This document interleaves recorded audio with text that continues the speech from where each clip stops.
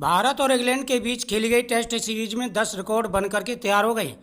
भारतीय cricket team ने the Oval में खेले गए एंडरसन तेंदुलकर ट्रॉफी के 5वें टेस्ट में जीत हासिल कर सीरीज में 2-2 से बराबरी कर ली।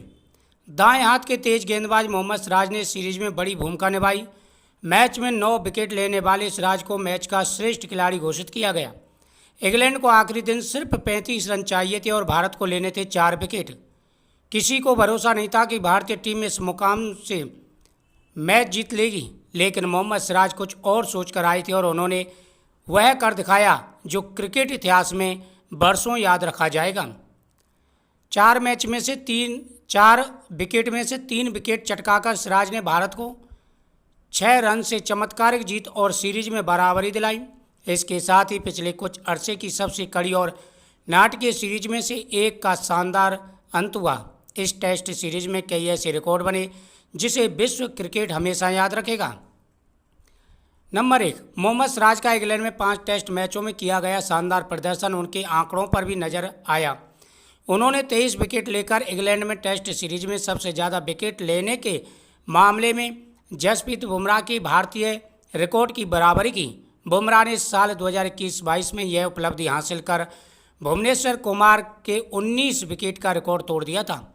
सिराज इस सीरीज के साथ शुरू हुई एंडरसन तेंदुलकर ट्रॉफी में भी सबसे ज़्यादा विकेट लेने वाले गेंदबाज हैं। सिराज के बाद इंग्लैंड के जोश टंग आते हैं दूसरे नंबर पर, जिन्होंने 19 यहाँ पर विकेट लिए थे। नंबर 2, द ओवल में भारत को 6 रनों से जीत मिली, जो टेस्ट क्रिकेट में रनों के लिहाज से उसकी सबसे करीबी जीत है। इससे पहले साल 2004 में ऑस्ट्रेलिया के खिलाफ मुंबई में मिली 13 रनों की जीत का रिकॉर्ड था। भारत ने सीरीज में कुल 3809 रन बनाए, जो 5 मैचों की टेस्ट सीरीज में किसी भी टीम द्वारा बनाया गया अब तक का सबसे ज़्यादा स्कोर है।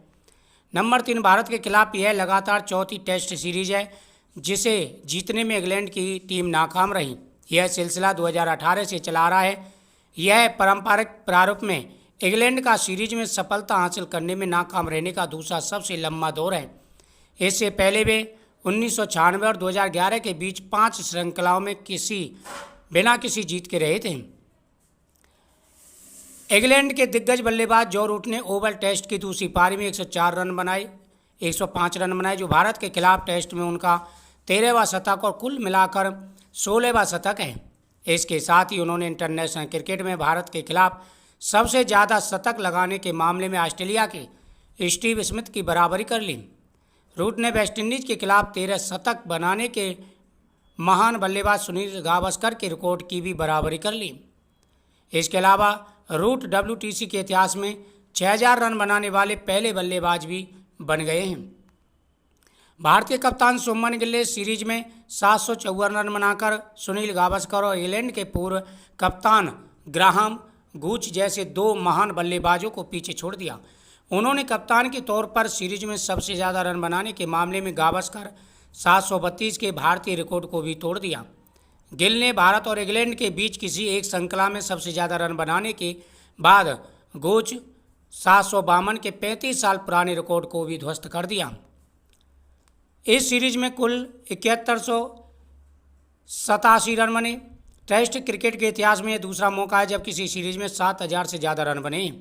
इस सीरीज में कुल 9 बल्लेबाज ऐसे रहे जिन्होंने 400 से ज़्यादा का स्कोर किया, जो अब एक वर्ल्ड रिकॉर्ड बन गया है। शुभमन गिल ने 754, जॉ रूट ने 537 रन, KL राहुल ने 532 रन, रविंद्र जडेजा ने 516 रन, हैरी ब्रुक ने 481 रन, ऋषभ पंत ने 479 रन, वेन डकैत ने 462 रन, जेमी स्मिथ ने 434 रन और जायसवाल ने 411 रन बनाई।